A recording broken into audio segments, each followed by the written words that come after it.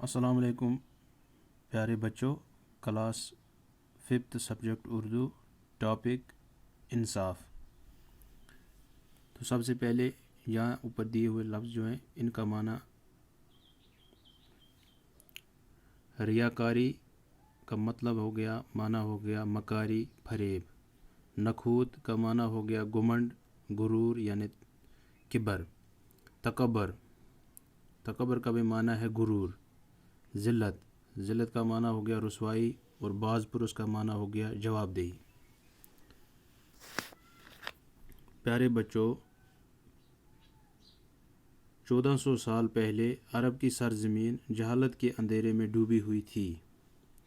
ہر طرف عیاشی اور بے حیائی کا دورہ تھا۔ اکثر لوگ ان پڑھ اور جاہل تھے۔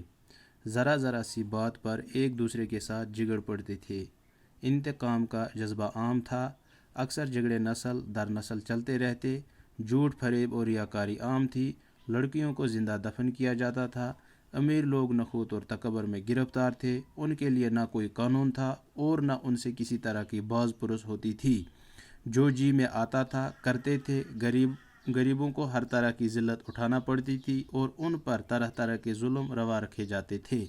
عرب کی یہ حالت جب انتہا کو پہنچی تو خدا کی رحمت جوش میں آئی اور اس نے حضرت محمد مصطفیٰ صلی اللہ علیہ وسلم کو نبی بنا کر بھیجا تاکہ غریب، نادار اور بے کس لوگ عزت کی زندگی بسر کر سکیں۔ آپ نے یہ تعلیم دی کہ اللہ اور اللہ کے قانون کی نظر میں گورا اور کالا، اجمی اور عربی، امیر اور غریب سب یکساں ہیں۔ کوئی چھوٹا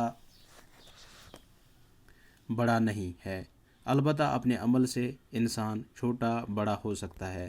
حضرت محمد مصطفیٰ صلی اللہ علیہ وسلم نے عدل اور انصاف کا یکساں قانون رائج کر کے انسانوں کے درمیان اونچ نیچ کے فرق کو یکسر ختم کر دیا۔ ایک مرتبہ آپ صلی اللہ علیہ وسلم کے سامنے بڑے گھرانے کی ایک خاتون کا معاملہ پیش ہوا۔ اس خاتون پر چوری کا جرم ثابت ہوا تھا۔ کچھ لوگ چاہتے تھے کہ خاتون کے خاندان کا لحاظ کر کے اس کے ساتھ رعایت برتی جائے اور اس سلسلے میں نبی کریم صلی اللہ علیہ وسلم سے سفارش کی جائے، لیکن کسی میں ہمت نہیں تھی۔ آخر میں حضور صلی اللہ علیہ وسلم کے ایک نوجوان چہیتے صحابی اسامہ بن زید رضی اللہ عنہ کو آمادہ کیا گیا کہ وہ حضور صلی اللہ علیہ وسلم کے ساتھ اس معاملے میں بات کرے۔ اسامہ بن زید حضور صلی اللہ علیہ وسلم کی خدمت میں آئے اور حاضر خدمت ہونے کا مدعا بیان کیا۔ انہوں نے ابھی اپنی بات مکمل نہ کی تھی کہ حضور صلی اللہ علیہ وسلم نے فرمایا، ایسی باتوں سے پرہیز کیا کرو۔ پچھلی قوموں پر جو تباہی آئی ان کا نام و نشان تک مٹ گیا۔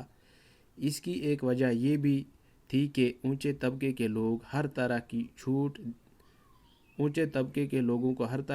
کی چھوٹ دی جاتی تھی، جبکہ عام لوگوں کے لیے نہایت ہی سخت قانون بنائے جاتے تھے۔ اسلام میں ایسا نہیں ہو سکتا اور میں ہرگز اس کی اجازت نہیں دوں گا۔ چنانچہ اس خاتون کو قانون شریعت کے مطابق سزا دی گئی۔ اسی طرح کا ایک واقعہ جنگ بدر میں بھی پیش آیا۔ اس جنگ میں مسلمانوں کو فتح نصیب ہوئی تھی۔ مکہ کے بہت سے کفار مارے گئے اور بہت سے قیدی بنا لیے گئے۔ قیدیوں میں حضرت محمد صلی اللہ علیہ وسلم کے چچا حضرت عباس رضی اللہ عنہ بھی شامل تھے، جنہوں نے اس وقت تک ابھی اسلام نہیں قبولا تھا۔ دوسرے قیدیوں کی طرح انہیں بھی رسی سے باندھ دیا گیا تھا۔ رسی زیادہ کس کے باندھی گئی تھی، جس کی وجہ سے حضرت عباس رضی اللہ عنہ کو درد کی شدت سے کراہتے تھے۔ حضور صلی اللہ علیہ وسلم ان کے کرانے کی آواز سن کر بے قرار ہو گئے۔ آپ صلی اللہ علیہ وسلم کے ساتھیوں سے آپ صلی اللہ علیہ وسلم کی بے قراری نہ دیکھی گئی اور انہوں نے حضرت عباس رضی اللہ عنہ کی رسی ڈھیلی کر دی۔ حضور صلی اللہ علیہ وسلم کو جب اس بات کا علم ہوا تو آپ صلی اللہ علیہ وسلم نے فرمایا کہ تمام قیدیوں کے ساتھ یکساں سلوک کیا جائے، یا تو سبھی قیدیوں کی رسیاں ڈھیلی کر دی جائیں یا پھر سبھی قیدیوں کی طرح حضرت عباس کی رسی بھی کس کے باندھ دی جائے۔ آپ صلی اللہ علیہ وسلم کے ساتھیوں نے سارے قیدیوں کی رسیاں ڈھیلی کر دیں۔ یہ تھا ہمارے پیارے نبی صلی اللہ علیہ وسلم کا انصاف کرنے کا طریقہ۔ پیارے بچوں، 1400 سال پہلے عرب کی سرزمین جہالت کے اندھیرے میں ڈوبی ہوئی تھی۔ ہر طرف عیاشی اور بے حیائی کا دور دورہ تھا۔ اکثر لوگ ان پڑھ اور جاہل تھے، ذرا سی بات پر ایک دوسرے کے ساتھ جھگڑ پڑتے تھے۔ انتقام کا جذبہ عام تھا، یعنی بدلہ لینے کا جذبہ عام تھا۔ اکثر جھگڑے نسل در نسل چلتے رہتے، یعنی اگر کسی دو گھروں کے بیچ میں اگر کوئی جھگڑا ہوتا تھا تو وہ تقریباً 2-3 نسل تک جو ہے وہ لڑائی جو ہے وہ موجود رہتی تھی۔ جھوٹ، فریب اور ریاکاری عام تھی۔ لڑکیوں کو زندہ دفن کیا جاتا تھا۔ امیر لوگ نخوت اور تکبر میں گرفتار تھے۔ ان کے لیے نہ کوئی قانون تھا، یعنی جو امیروں کی من مرضی ہوتی تھی وہی قانون ہوتا تھا، اور نہ ان سے کسی طرح کی باز پرس ہوتی تھی، یعنی ان سے کوئی جواب دہی نہیں ہوتی تھی۔ جو جی میں آتا تھا کرتے تھے، جو ان کی مرضی ہوتی تھی وہ وہی کرتے تھے۔ امیر لوگ غریبوں کو ہر طرح کی ذلت اٹھانا پڑتی تھی اور ان پر طرح طرح کے ظلم روا رکھے جاتے تھے۔ عرب کی یہ حالت جب انتہا کو پہنچی تو خدا کی رحمت جوش میں آئی، اور اس نے حضرت محمد مصطفیٰ صلی اللہ علیہ وسلم کو نبی بنا کر بھیجا تاکہ غریب، نادار اور بے کس لوگ عزت کی زندگی بسر کر سکے۔ آپ نے یہ تعلیم دی کہ اللہ اور اللہ کے قانون کی نظر میں گورا اور کالا، اجمی اور عربی، امیر اور غریب سب یکساں ہیں۔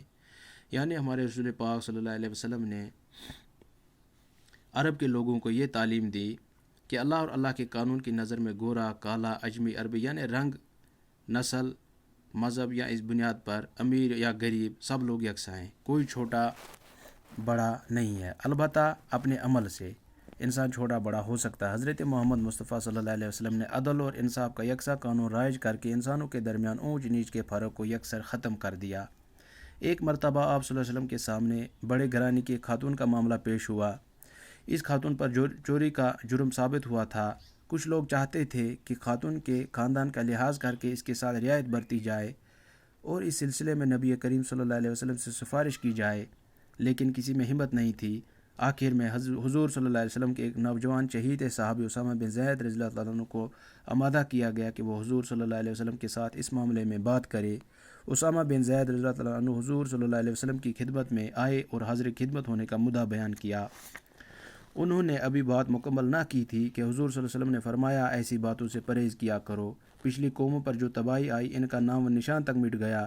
اس کی ایک وجہ یہ بھی تھی کہ اونچے طبقے کے لوگوں کو ہر طرح کی چھوٹ دی جاتی تھی، جبکہ عام لوگوں کے لیے نہایت ہی سخت قانون بنائے جاتے تھے۔ اسلام میں ایسا نہیں ہو سکتا اور میں ہرگز اس کی اجازت نہیں دوں گا۔ چنانچہ اس خاتون کو قانون شریعت کے مطابق سزا دی